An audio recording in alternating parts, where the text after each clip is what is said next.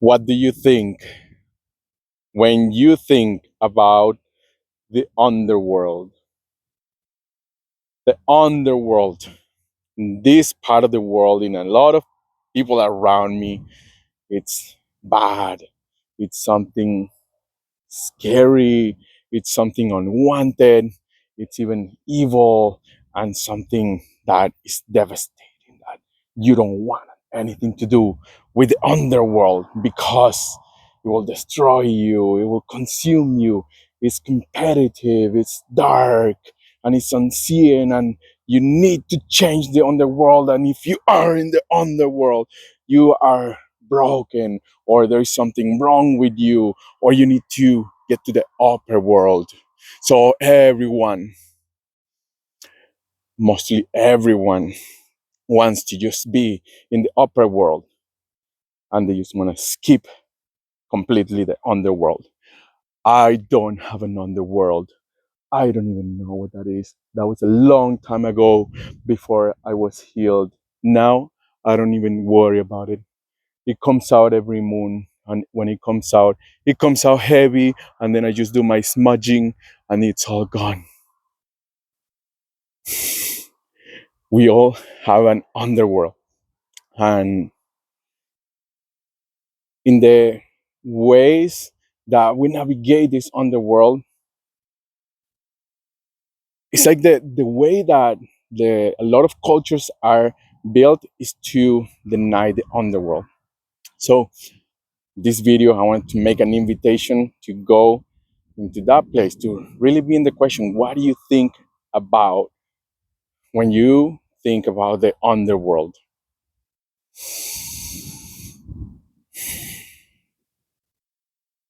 Many cultures, in many, there is a lot of programming that is denying the underworld, and talking specifically about villaging, and almost like about these people on the path of healing, people of the earth, people on the, like, on the path of villaging, of creating a team, and of creating a next culture, a culture that works differently in the world.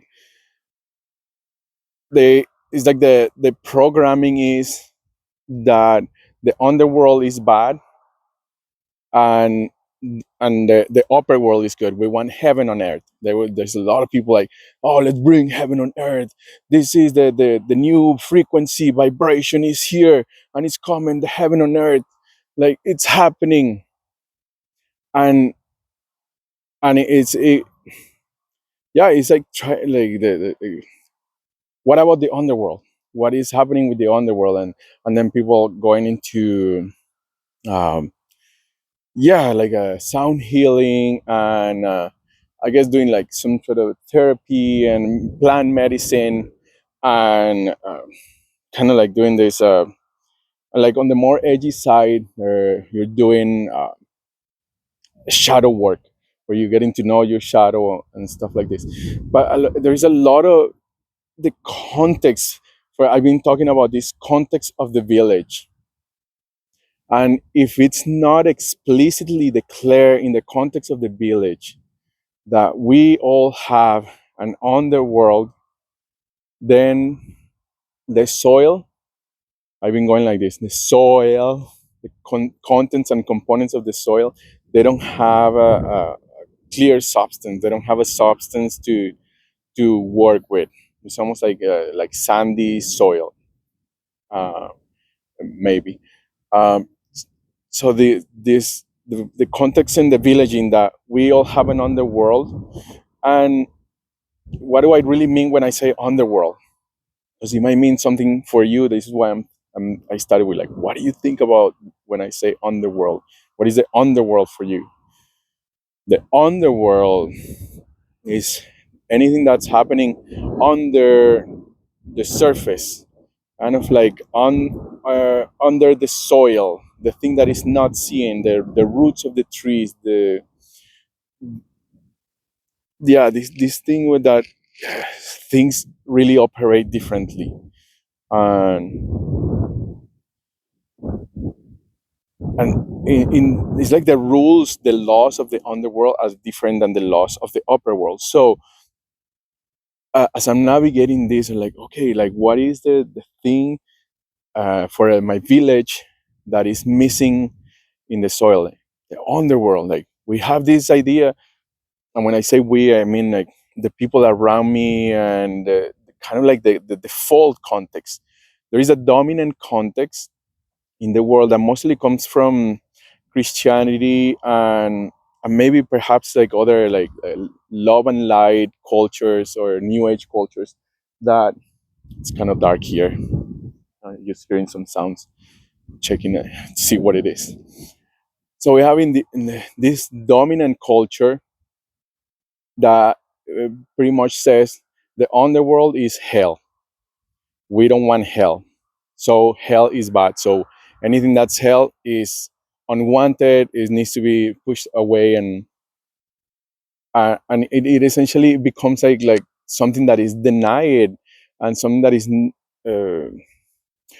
not a component that is worked with. It's like a reactive thing that it triggers another mechanism or mechanisms of hiding, disempowering, becoming a victim. And the thing with, so I want to bring this conversation forward for the villaging and talking about the soil. Okay, the soil, this villaging that I want, the spaces that I want to exist in the world, they have this distinction that we all have an underworld. So I'm bringing this forward as a way to okay, what is in the underworld? What happens in the underworld? Who are you in your underworld? Uh, and it's not pretty.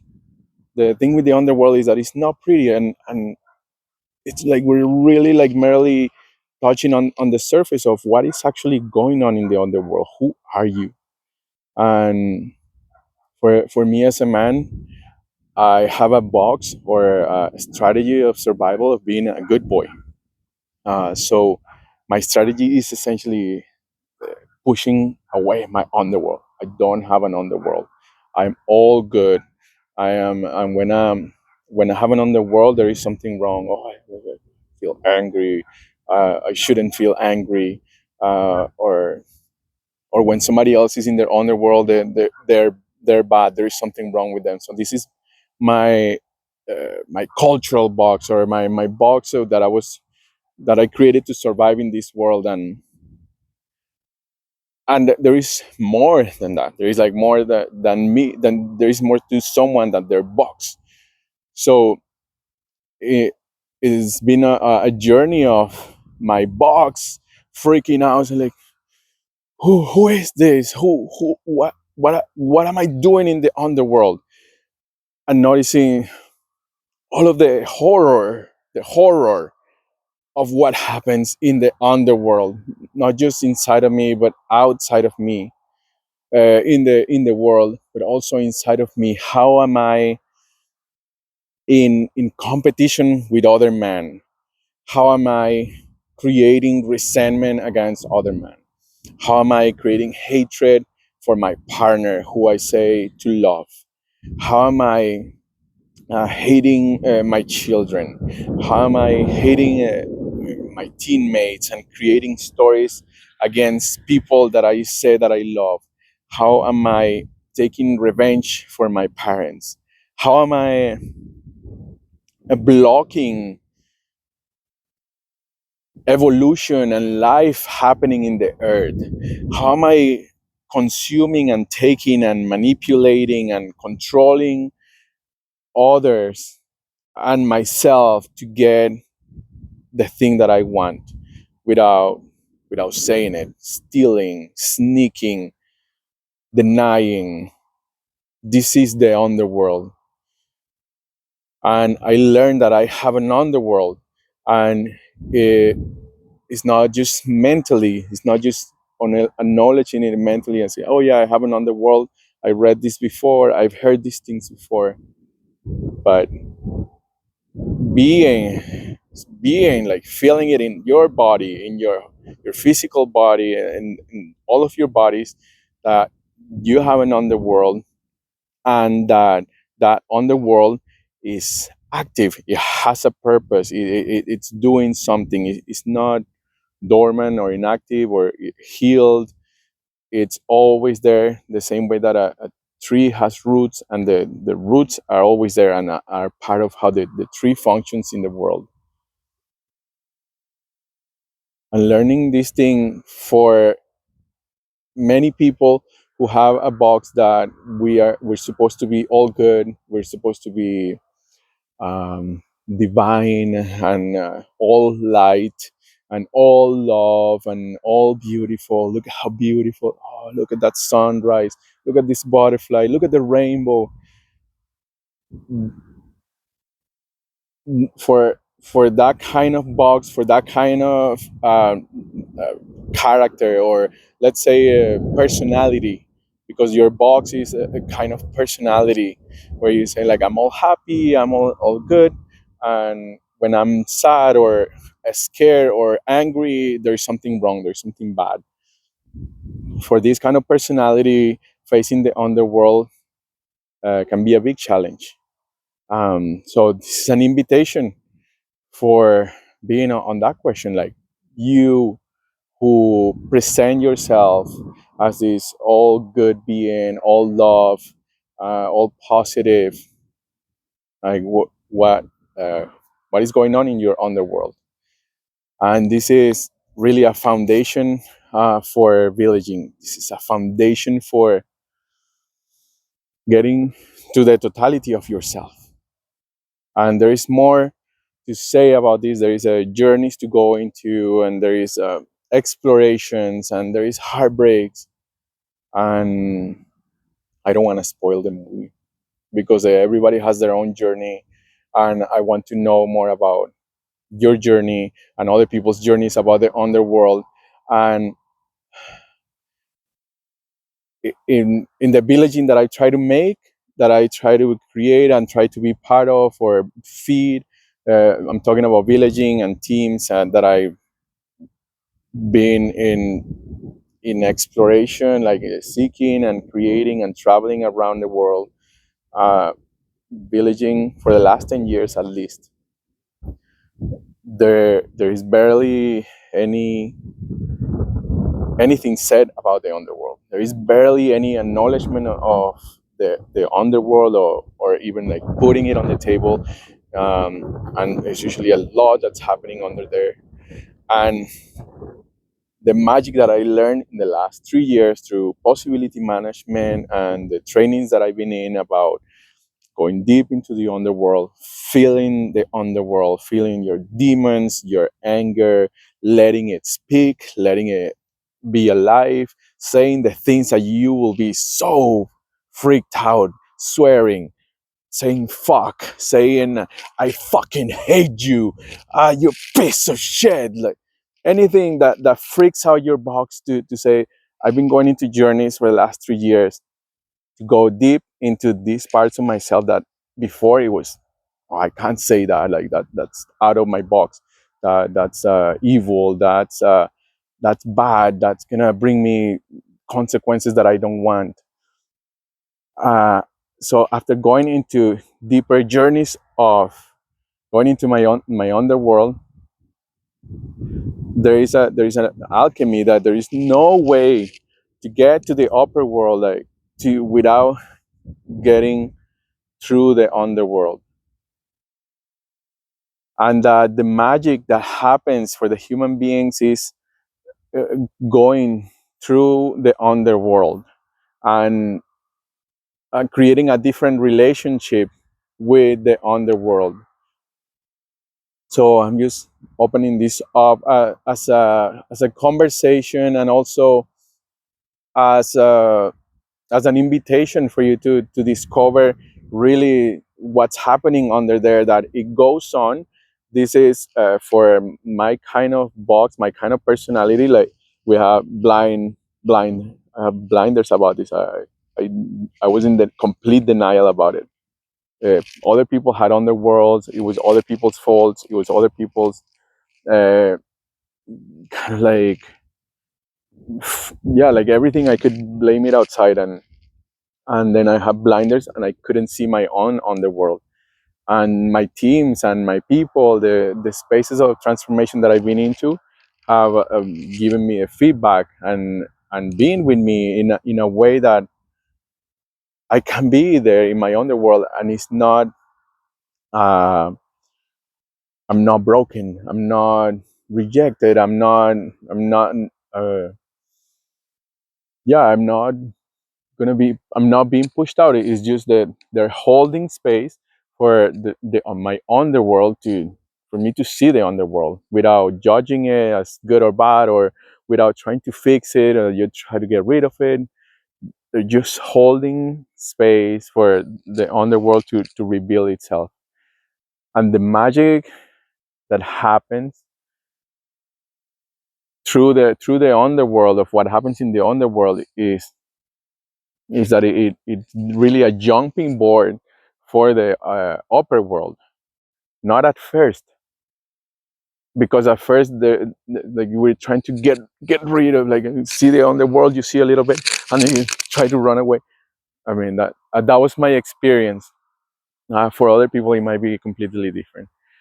But the magic that happens is when you bring the underworld and you put it on the table, you make it visible, you stay there, you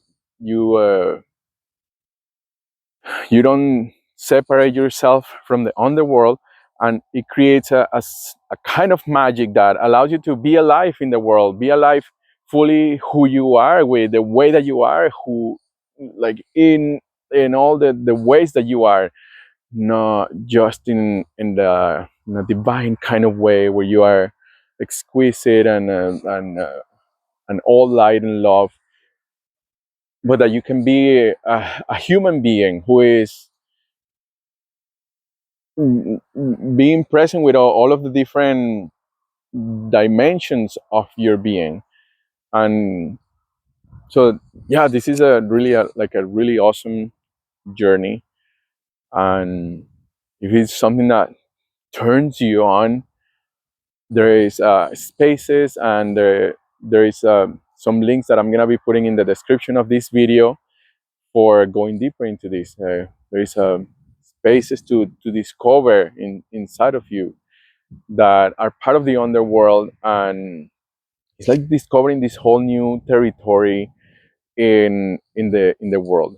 Some people, for example, right now it's completely dark. It's 8 o'clock here, 8 something, and so people might be freaked out. Like, all I can see right now is this bright light. I see a bit of my image, and I see some of the cars down there, some of the road out there, but like, the stuff around me is completely dark. I can't see anything, and some people might be freaked out by that. Some people might be like, I need to see where I am. I need to see what's around me. I need to see if there is a bear right there, or if there is a man right behind me, or if there is something. And so this the part of journeying into the underworld is becoming, like, going into these new territories with others, with a team. You don't do it by yourself. You go to the underworld by yourself, and you most likely just run back.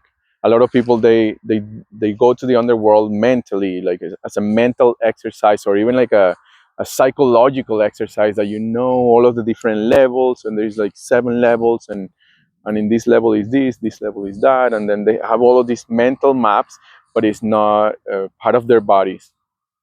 So this journey of the underworld is getting into the bodies, where you can be in your body and knowing that you have an underworld, and that you never fall asleep about it, that you never fall asleep that other people have an underworld, and they have an unconscious purpose. And if they don't know that, they might not know that they don't know that. They don't know that they don't know that. So you having this new distinction inside of you, then you have that, and you have the clarity that you could use for something. It could be useful, it could not be useful, but this is a journey to deepening into all the different parts of yourself, and actually coming uh, as a human, as a adult man or woman, as an initiated adult man or woman, with your underworld and your access to your upper world and the middle world. So this is my invitation for you tonight. You get in touch with that part of you that it's wild and a little bit unknown, and that can jump to side one side to another, and that can like do freaky things and be theatrical and kind of, oh, it can go all different ways. And I don't know, this is an invitation for discovering that. This is Jorge Pedret on villaging on the world and bringing seeds for the village and creating context for the village with so much passion right now. And like, I'm a fireball for this village to exist. What about you?